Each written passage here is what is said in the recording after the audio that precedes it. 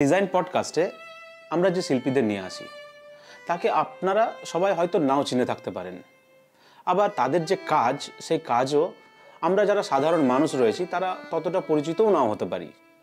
কিন্তু আজকের যে শিল্পী তিনিও ঠিক সেরকম, আপনারা চিনতে পারবেন না হয়তো, কিন্তু তার কাজই এমন যে খুব কম মানুষ আছে যারা দেখেননি। এই শিল্পের পিছনে শিল্পীর ভাবনা কি ছিল তা জানতে গেলে তার অতীতকে জানা খুব দরকারি। অসিত সাই, তার সংগ্রামের গল্প বা শিল্পের প্রতি ভালোবাসার গল্প শোনার আগে একটা ছোট্ট স্টোরি শেয়ার করি। মেদিনীপুরের একটি ছোট্ট গ্রাম সরিষাগেড়িয়া, একটি বাচ্চা ছেলে নাম অসিত। সে তার বাবাকে হারিয়েছে। বাবার জন্য আধুনিক চিকিৎসার ব্যবস্থা করা সম্ভব হয়নি, কারণ পরিবারে অর্থের অভাব ছিল।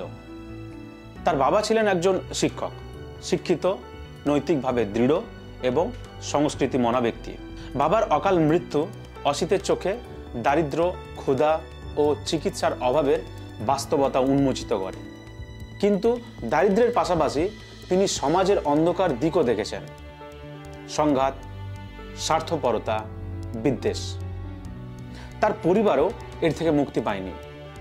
এক নির্জন রাতে দুষ্কৃতিকারীরা তাদের ঘরে হামলা চালিয়ে সর্বস্ব লুট করে এবং তার বড় ভাইকে আক্রমণ করে। সেদিন অসিত ছোট ছিল। আতঙ্কে চিৎকার করলে পাশের রেল লাইন ধরে যাওয়া একটি মালগাড়ির শব্দে তার চিৎকার হারিয়ে যায়। তার ভাই কোনো রকমে প্রাণে বেঁচে গেলেও সেই ভয়ঙ্কর স্মৃতি এখনো তাকে তাড়িয়ে বেড়ায়। এই ঘটনাগুলো তার শিল্পকর্মেও প্রতিফলিত হয়েছে। মানব জীবনের অন্ধকার দিক তার চিত্রকর্ম ও ভাস্কর্যে বারবারই ফিরে এসেছে। আর ঠিক সেই কারণেই আমরা তার কাছ থেকে পেয়েছি the cry of the hour. নিজের শিল্পকর্মের সাথে তার সমাজের প্রতি অবদানও অবাক করার মতো। অসিতের গল্প হলো সংগ্রামের গল্প, শিল্পের প্রতি ভালোবাসার গল্প। মানুষ যেমন করে শিল্প চর্চা আমরা করবো, ছবি আঁকবো, মূর্তি করবো, এটা সত্য, কিন্তু যে মানুষটাকে গড়ে তোলাও কিন্তু একটা শিল্পের কাজ। এমন একটা জায়গা হোক যেখানে আমরা সবাই খেলার ছলেই কাজ করি। আজকের সময়ে এই মোবাইল নামক যে ছোট্ট মুঠো ফোন, এটা যে সব শৈশবকে ধ্বংস করে দিচ্ছে। তাদের অন্ধকারে যে মোমবাতির যে মিছিল হয়েছিল, এবং সেখানে প্রত্যেকটা মানুষের মুখের এক্সপ্রেশনগুলো লক্ষ্য করবেন যে সবার একটা আর্থিক ভয়, যে প্রতিবাদ হওয়া চাই। মানব সভ্যতাতে এরকম ঘটতে পারে, বোধহয় স্বাধীনতার পর এরকম ঘটেনি। কান্নাটা যেন না আর আসে, এটাই যেন শেষ হয়, ওখানেই যেন থেকে যায়। হ্যাঁ, তাহলেই বোধহয় আমি সার্থক হব।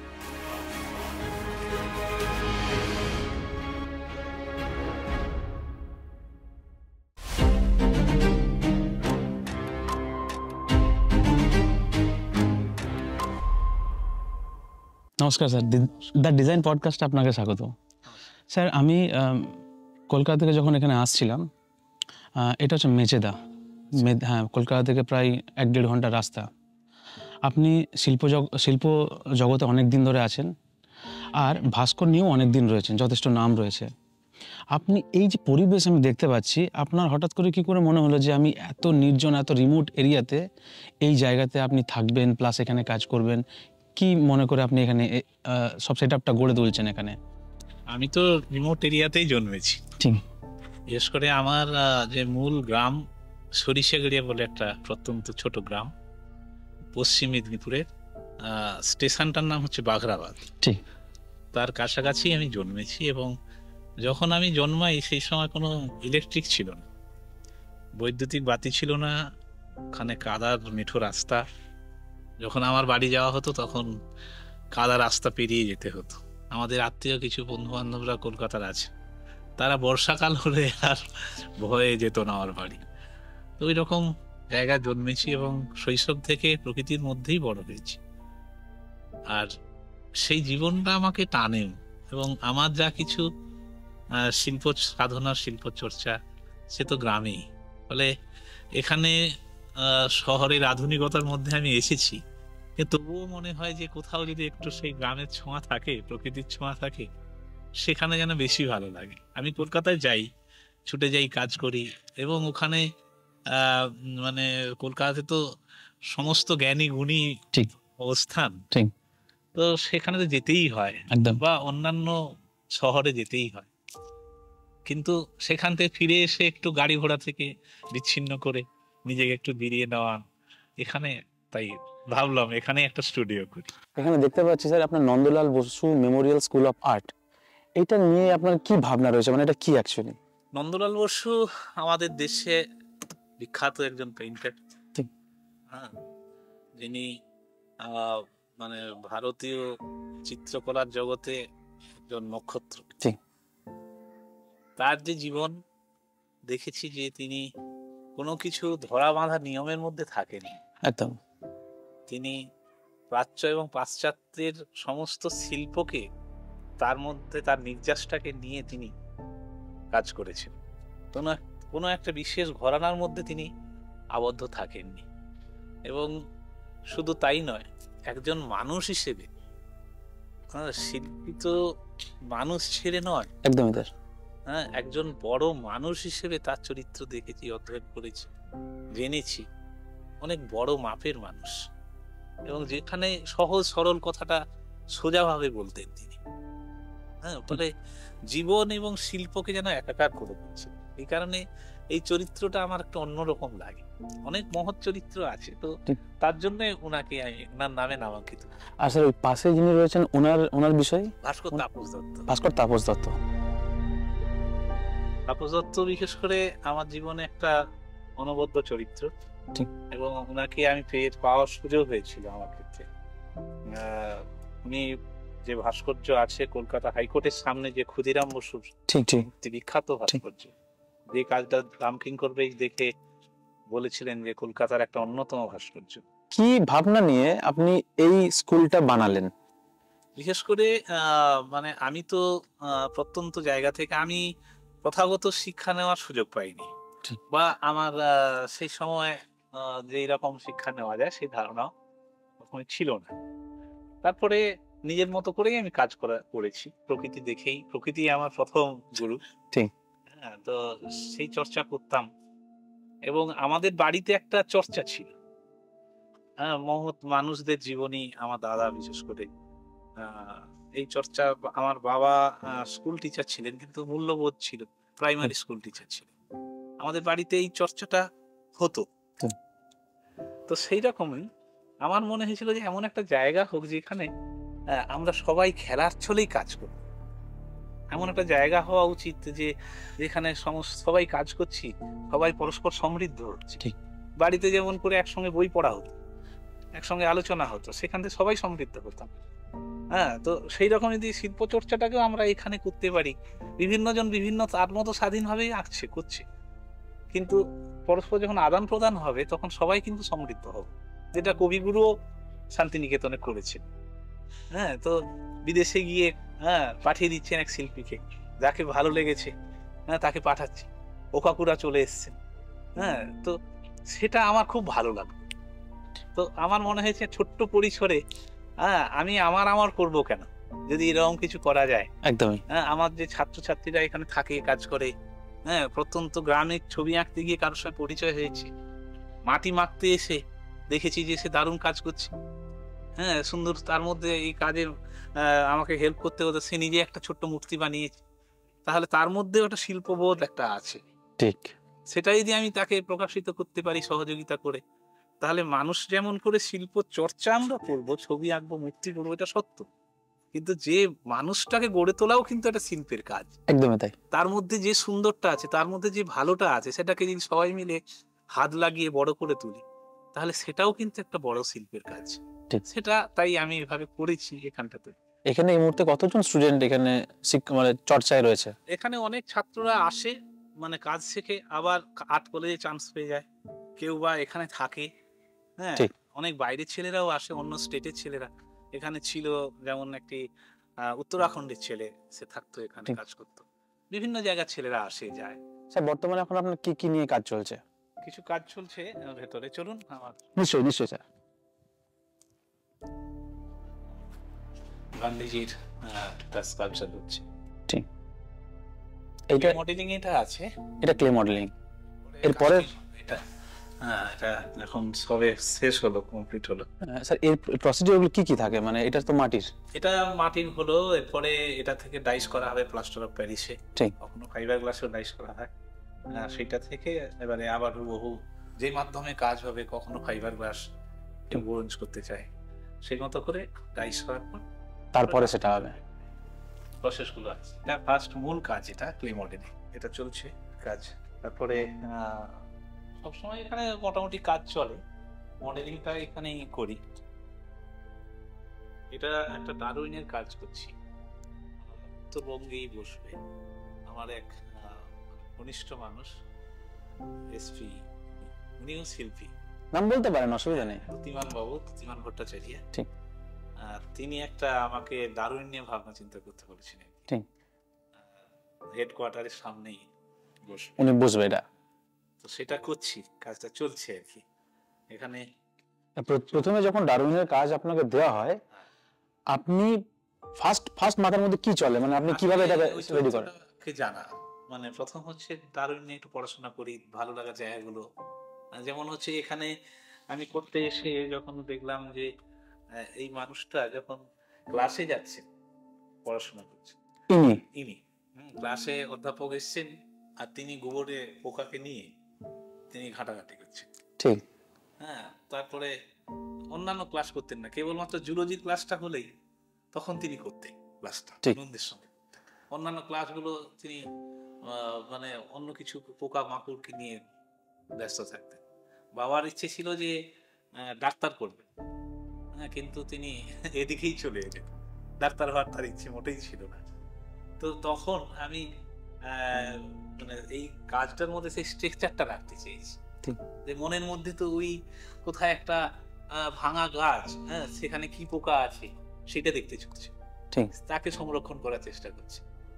ফলে আমি তার মধ্যে সেই রাফনেসটাকে রাখার চেষ্টা করছি, ক্ষত বিক্ষত যে ব্যাপারগুলো থাকে, যেন তার অন্তরে যেন অনেক পোকা মাকড় সব ভিড় করছে, কোথা থেকে এলো, কিভাবে এলো। তিনি তো যে বিবর্তনবাদ, যেটা বিবর্তন এসেছে তার স্রষ্টা।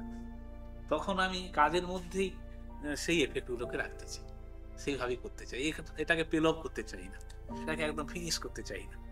তো স্যার কি কি আপনার টুলস রয়েছে এই কাজগুলো করার জন্য? বিভিন্ন রকমের এগুলো স্ট্র্যাপার আছে। স্যার আমাদের দর্শকদের জন্য একটু খুলে আর একটু সহজ ভাষায় বলতে হবে আপনাকে। যখন প্রথমে ধরুন একটা মূর্তি যখন ফার্স্ট শুরু করা হচ্ছে, তখন এক রকমের টুলস লাগে, একটু বড় বড় সব। এটা কি টুলস? এটাকে আমরা স্ট্র্যাপার বলি। স্ট্র্যাপার, সমস্ত টুলস গুলোকে স্ট্র্যাপার বলি। এবার যখন যেটা প্রয়োজন, ধরুন আমি একটা গভীরে কাজটা করি, তখন আমি ছোট্ট জিনিসটাকে নিলাম, এটাকে নিয়ে কাজ করছি। ঠিক। আই বলে কাজ করব, তখন একটা সূক্ষ্ম কাজগুলো ধরার জন্য। ঠিক। এগুলো কি রং তুলিতেও যেমন, তুলিতে মানে আকাশকে যখন চাপাচ্ছি একটু ফ্ল্যাট ব্রাশে, ঠিক, বড় করে। আবার যখন সূক্ষ্ম যখন কাজগুলো করছি, প্রত্যেকটা তুলি, তো এগুলো যে স্ট্র্যাপার, প্রত্যেকটা স্ট্র্যাপার, ঠিক, সেটাকে অন্যরকম করে। আপনার সিগনেচার ওয়ার্ক আমি দেখেছি রবীন্দ্রনাথটা, ওটা যেহেতু আপনি মাপ মানেননি, কোনো নিয়মও মানেননি, ও দেখতে অন্য রকম দেখতে লাগছে, খুবই সুন্দর আর দারুণ, ওর প্রপোর্শন অনুযায়ী খুবই সুন্দর দেখতে লাগছে, এটা আমরা দেখেছি। সেটা তো মানে আপনারাই বিচার করবেন। মানে বিষয়টা হচ্ছে যে রবীন্দ্রনাথের জীবন তো ক্ষতবিক্ষত জীবন, ঠিক, এবং রবীন্দ্রনাথ যাকে না ভাবি, মানে প্রতি মুহূর্তেই আমরা ভাবি, প্রতি মুহূর্তে মানে সঙ্গীতে, শিল্পে, সমস্ত ক্ষেত্রে তাকে ছাড়া চলে না আমাদের। এবং যখন কষ্টে থাকি, যখন আনন্দে থাকি, তখনও রবীন্দ্রনাথ, দুঃখে থাকলে তখনও দুঃখের গান বেরিয়ে আসে, কাজ করতে করতে দুঃখের গান বা আনন্দের গান গাইছি। ফলে এবং তার মধ্যে যে দর্শনটা আছে সঙ্গীতের মধ্যে, তিনি জীবনের শেষে শিল্প চর্চায় চলে গেছিলেন, ছবি আঁকলেন, কাদার কাজটা হয়নি, সুস্থ ছিলেন বলে কাদাটা দেওয়া হয়নি। তো তার প্রতি ক্ষেত্রে কিন্তু তার মতো তিনি ভাবটা বিভিন্ন মাধ্যমে প্রকাশ করেছেন। এটা কমপ্লিট করতে কতদিন লাগে আপনার? আসলে যখনই ইচ্ছে হয় যে এই সময়টা করবো, তখনই চলে আসি, একটা আবেগের ব্যাপার থাকে, ঠিক। তখন তাড়াতাড়ি কাজ এগিয়ে যায়। আপনার কোনো নিয়ম শৃঙ্খলা কিচ্ছু নেই, না। নিজের মতন করে, মানে এখন যখন হঠাৎ করে মন যাবে হ্যাঁ, চলে আসতে পারেন। চলে আসে। সবকিছু ছেড়ে তখন আর যখনই একটু কাজ করতে করতে আবার অন্য জায়গায় স্টাডি করতে চলে যাই। আমি দেখেছি যে যখন কোনো মাটি ঘাটে, বাচ্চারা বালি ঘাটে, তখন মায়েরা বলে যে না না ঘাটিস না, ঘাটিস, নোংরা হয়ে যাবে, নোংরা হয়ে যাবে, এই যে ব্যাপারগুলো থাকে, এইটা কি সেই শিশুটার প্রতি কোনো রকম আমরা মানে বাঁধন আটকে দিচ্ছি তার শিল্প সত্তাটাকে ক্রিয়েট করার জন্য? অবশ্যই বিষয়টা হচ্ছে যে মানে মা একটা সাংঘাতিক জায়গা, যে কোনো একটা সন্তানকে বড় করার ক্ষেত্রে মানে মায়ের ভূমিকাটা তো সবচেয়ে বেশি। এবং আমরা যদি সমস্ত মহৎ চরিত্রকে দেখি, সেক্ষেত্রে মায়ের, প্রত্যেকের মা, আজকে সুভাষচন্দ্র বলুন, আজকে বিদ্যাসাগর বলুন, বিদ্যাসাগর তার মা ভগবতী দেবী, কি অপূর্ব চরিত্র। তারপরে সুভাষ বোসের ক্ষেত্রেও তাই। তাহলে সেই মা যদি, যে প্রথম কথাটা যার কাছে বলে শিশু মায়ের কাছ থেকে এসে, তাহলে সেই মা যদি না শিক্ষিত হয়ে ওঠে, শিক্ষিত মানে ডিগ্রিধারী আমি বলতে চাইছি না, সেখানে শিক্ষা বলতে যে কোন শিক্ষাটা আমার সন্তানকে দেব। অনেক মা তো আগেকার দিনে যখন সন্তানের জ্বর হয়েছে, তখন মানে কচুরি পানা কুকুরের জল নিয়ে এসে তুলসী মঞ্চে রেখে সেটাই খাইয়ে দিত। ঠিক। সে জানে না যে এটাতে কলেরা রোগেরই জীবাণু লুকিয়ে আছে, হয়তো তার অসুস্থ হয়েছে, কলেরা রোগ হয়েছে, আরো তাকে সেই পথেই পাঠিয়ে দিচ্ছে। সেটা তার দোষ নয়, সেটা সে কি করছে সে জানে না। ঠিক একইভাবে আজকের সময়ে এই মোবাইল নামক যে ছোট্ট মুঠোফোন, এটা যে সব শৈশবকে ধ্বংস করে দিচ্ছে, সেটা কিন্তু আমরা মানে অনেকে না বুঝে করছি, অনেকে কি আর করব ভেবে শিশুদের হাতে তুলে দিচ্ছি। এটা প্রয়োজন, আধুনিক মডার্ন যে একটা আবিষ্কার, তাকে আমরা নেব, কিন্তু কতটা নেব, কিভাবে নেব, কাকে এটা তুলে দেওয়া যায় হাতে, কাকে দেওয়া যায় না, এটা আমরা লক্ষ্য করি না। এটা শুধু ওই মা ক্ষেত্রে আপনি দেখেছেন তা নয়, বহু মা এটা করেন। ছেলেটা খাচ্ছে না, তাই মোবাইলটা দিয়ে দিচ্ছে, মোবাইলটা দিতে দিতে দেখা যাচ্ছে সে ওইটা না হলে সে খাবে না। এখন শিশুদের শৈশব হারিয়ে যাচ্ছে, আমরা লক্ষ্য করছি না, আমরাই দায়ী একেবারে। আমরা ঘোড়দৌড় করতে করতে পুরো কিন্তু হারিয়ে যাচ্ছি।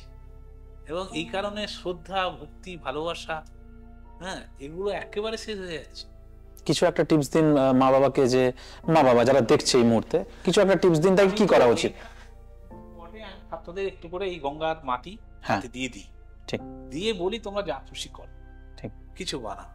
ওই যে একটু মাটিকে নিয়ে সে ভাবছে, যখন একটা কিছু বানাতে যাচ্ছে, সে তখন কিন্তু ভাবছে, একটা পাখি বানাক, একটা প্রজাপতি বানাক, একটা মাথা বানাক, সে কিন্তু ভাবছে যে ওইটার সঙ্গে লিঙ্ক করছে নিজেকে।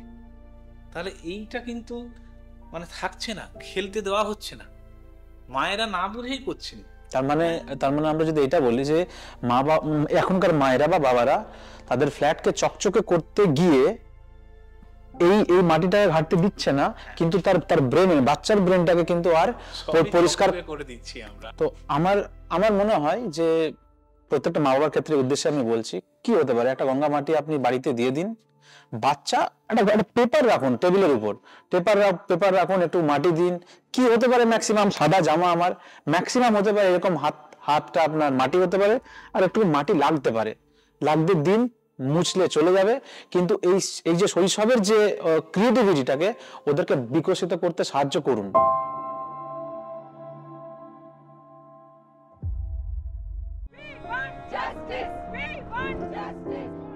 আমাদের পশ্চিমবঙ্গে একটা ঘটনা ঘটেছিল, আপনি জানেন, ভালো করেই জানেন, আর আপনাকে প্রশ্নটা করা কারণ এটার সঙ্গে আপনি কোনো না কোনোভাবে জড়িয়ে গেছেন। তো এই যে যখন অভয়ার ঘটনা ঘটে আমাদের পশ্চিমবঙ্গে, তখন একটা মূর্তিও দেখেছি যে মানে আরজি করের সামনে বসানো হয়েছিল, ঠিক আছে?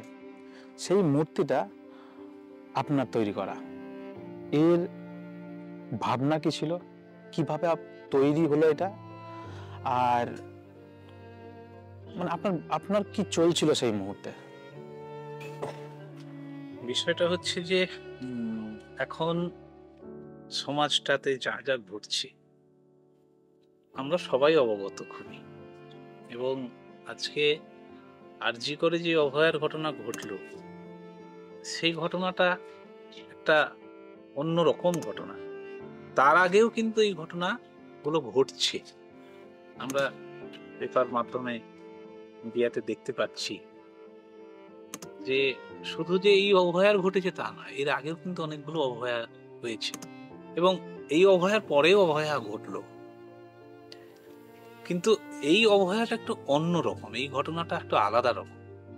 সেটা সবচেয়ে আমার মানে খুবই মর্মাহত হই, মানে রাতের ঘুমও চলে যায় একটা কথা ভাবলে, যে যে মানুষটা অন্যের প্রাণ প্রদীপকে বাঁচাচ্ছে, অন্যের জীবনকে সারা রাত জেগে ঘন্টার পর ঘন্টা সে অন্যকে বাঁচানোর চেষ্টা করেছে, চিকিৎসা করেছে, তার সেবা করেছে, আর সেই মানুষটা যখন যখন নিজের একটুকু মানে তার একটু বিশ্রামের প্রয়োজন, সেই সময় তার প্রাণ প্রদীপকে ধ্বংস করে দেওয়া হলো, নিভিয়ে দেওয়া হলো জোর করে।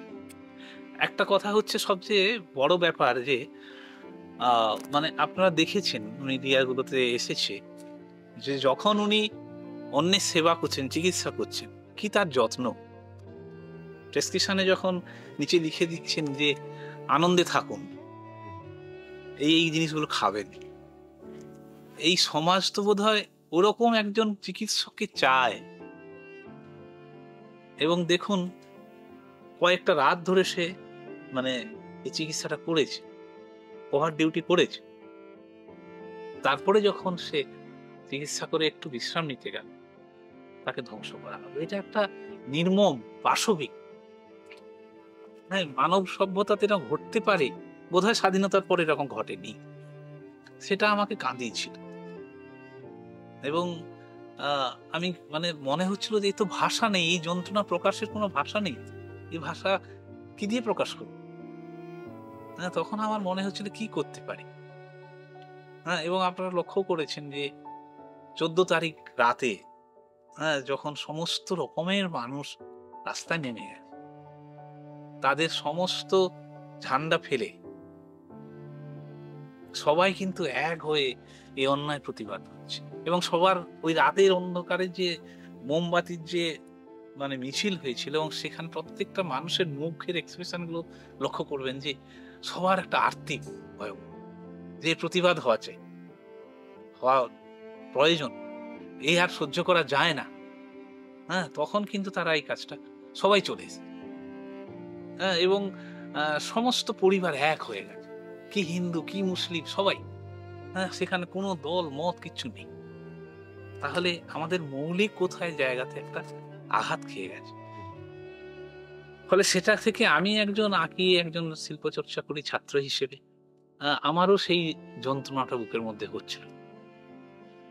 আমি কি করব, তখন মনে হচ্ছিল যে আমি কিছু কাদা দিয়ে কিছু করি, আমি ছবিও আঁকি। হ্যাঁ, কিন্তু মনে হচ্ছিল বোধহয় এটা ধরা যাবে ভাস্কর্যের মধ্যে। এবং আমি যে পার্টিকুলার এই অভয়ার মুখকে করেছি বা পোর্ট্রেট করেছি তা নয়, আমি একটা প্রতীকীভাবে এই যন্ত্রণাটাকে তুলে ধরার চেষ্টা করেছি। এই যন্ত্রণাটাকে যে একটা নির্মম। হ্যাঁ, এবং একটা লক্ষ্য করুন যে যে মা প্রথমে কিন্তু একটা সন্তানের গায়ে যে তার আবরণটা তুলে দেয় মা, হ্যাঁ, সে পুরুষ হোক নারী হোক সবাইকে মা তুলে দেয়। তো আর সেই মায়ের জাতকে আমরা ধ্বংস করছি। মানে এটা আপনাকে কেউ কেউ বানাতেও বলেনি, কোনো ভাবে কোনো কিছু যোগাযোগও করা হয়নি এটার জন্য? এটা আপনি আপনার ইচ্ছা থেকে করেছেন। সেটা কিভাবে তাহলে ওখান পর্যন্ত পৌঁছালো? মানে বিষয়টা হচ্ছে আমি এখানে একটা প্রতিবাদ করেছিলাম, মানে আমার ছাত্রদের নিয়ে, এবং অনেক বন্ধুরাও ছিল, শিল্পীরা ছিল। আমরা ওখানে ছবি এঁকেছিলাম এবং এই মূর্তিটা ইনস্টল করছিলাম প্যাডেস্টালের উপর। তো সেখানে পর আমি ফেসবুকে দিই বিষয়টা। হ্যাঁ, মানে এবং ছবিটার টাইটেল ওখানে একটা মনে ভাবছিলাম যে মানে ক্রাই অফ দ্য আওয়ার্স এটা করা হয়েছিল। তো তারপর দেওয়ার পর অন্যরা অনেকে দেখে, অনেকে তাদের মতামত দেয় কাজটা নিয়ে। এবং আমার এক মানে বন্ধু কাম আমার চেয়ে সিনিয়র, তো সে দেখে বলল যে কাজটা অসাধারণ লাগছে, হ্যাঁ কি করেছিস বলে সে কিছু জনকে পাঠায় তারা, এবং তারা অ্যাপ্রিসিয়েট করে এবং ডাক্তারদেরকেও পাঠায়, জুনিয়র ডক্টরদের। 2 তারিখে 2রা অক্টোবর বোধ হয়, অক্টোবর না নভেম্বর বসানো হলো, অক্টোবরে 2রা অক্টোবরে ইনস্টল হবে ওখানে। তো সেই থেকেই এটা ওখানে, মানে আমিও তার আগে জানতাম না যে ওখানে বসবে, ওরা করিনি সেভাবে, মানে ওখানে বসানোর জন্য করি। Sir, Bhaskar Asit Sai R Cry of the our, এই দুটো এখন সমার্থক হয়ে গেছে। মানে আমরা যদি এখন ওই পিকচারটা আমরা দেখি তাহলে আমরা জানি যে এটা অসিত সাইয়ের কাজ। এটা কি আপনাকে কোনো রকম, মানে হয় না যে একটা কাজ যখন অনেক বেশি বিখ্যাত হয় তখন সেটাকে খুব গর্বই লাগে, এটাতে কি আপনাকে যন্ত্রণা দেয়? কি ফিল হয় আপনার? এটা তো যন্ত্রণা হয়, যন্ত্রণারই তো কাজ। হ্যাঁ, ফলে আমার তখন একটা কথা যেটা মানে মূল বিষয়, যে এটা যে সত্যি মানুষকে কাঁদায়, এটা তো কান্না, অন্তরের কান্না। আর সেটা যদি অন্যকে ভাবায় তাহলে আমরা নিশ্চিত যে জায়গায় যে কথাটা বলেছিলাম, যে যেখানেই আছি, সার্থক। এই কান্নাটা যেন না আর আসে, এটাই যেন শেষ হয়, ওখানেই যেন থেকে যায়। একদমই। তাহলেই বোধহয় আমি সার্থক হব। একদমই। মানে আর যেন না এই কান্নার কথা না ভাবে। অনেকে এইটা বলছে যে আপনি এই স্কাল্পচারটা দ্য ক্রাই থেকে 1886 খ্রিস্টাব্দের যে ক্রাই আছে সেখান থেকে ও কপি করো, ওনার কোনো কিছু ইনপুট নেই। আপনি শিল্পী হিসেবে কি বলবেন? বিষয়টা হচ্ছে যে এটাও ঘটেছে যে আমি যখন ফেসবুকে কাজটা ছাড়ি তখন তার মধ্যে একজন দুজন তারা সেখানে লাইক করেছেন, কমেন্টস করেছেন, কিন্তু যখন ওখানে বসলো, যখন ওখান থেকে প্রচার হয়ে গেল বিভিন্ন সোশ্যাল মিডিয়াতে, পেপার পত্র পত্রিকার মাধ্যমে, তখন অদ্ভুত লাগলো যে যে ব্যক্তি ওখানে মানে লাইক করলেন, কমেন্টস দিলেন, তিনি সেখানে নিতে পারছেন না।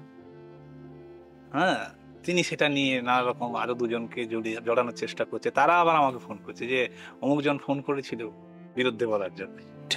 তো এইগুলো তো থাকবে, এবং কোনো সমালোচনা হলে সেটা আমি মাথা পেতেই নিই, একদম গ্রহণ করি। একদমই তাই।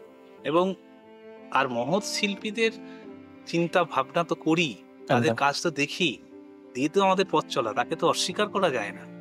একদম। আজকে আমাদের দেশে বিশ্বে যারা মহৎ আর্টিস্ট প্রত্যেকেই দেখি, তাদের আমি কোনো অনুকরণ করিনি, কিন্তু কোনো যদি ছাপ থেকে থাকে সেটা আমার গর্বের মনে করি।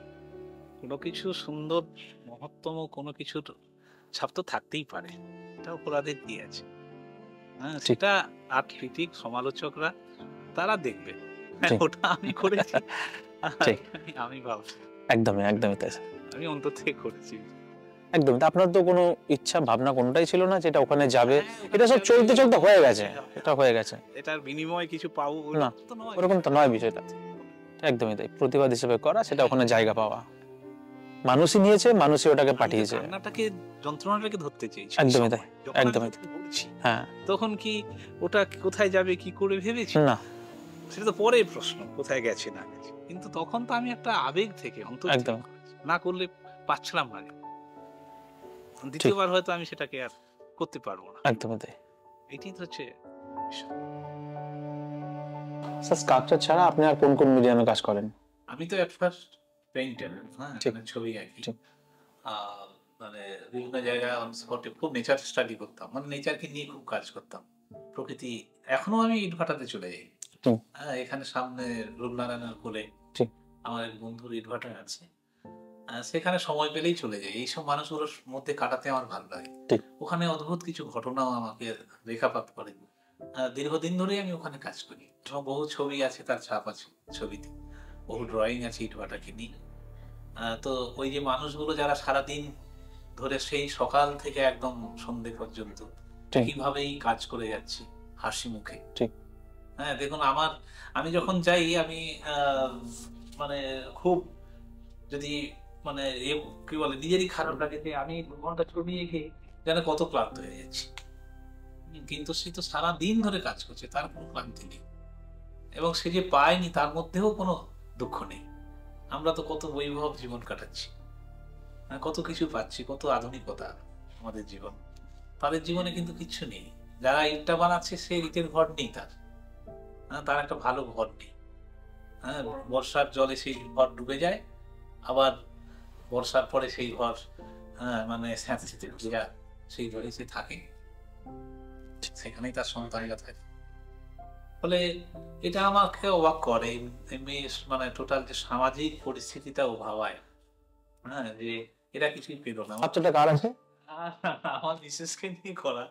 ওনার নাম জানতে পারি? ওর নাম পিয়াসী। তো এটা কি লাইফ স্টাডি ছিল? স্টাডি করে করা হয়েছিল? উনিও পেইন্টার। এই মুহূর্তে জীবিত যারা রয়েছেন, যে স্কাল্পচার রয়েছেন বা শিল্পী বা অন্য কিছু হতে পারে, ঠিক আছে, আপনার কার কাজকর্ম খুব ভালো লাগছে? মানে আমার খুবই ভালো লাগে, সেটা হচ্ছে আমার মাস্টারমশাইও গণেশ হালুইয়ের কাজ খুবই ভালো লাগে। এছাড়া অন্য বহু শিল্পী ভালো কাজ করছেন।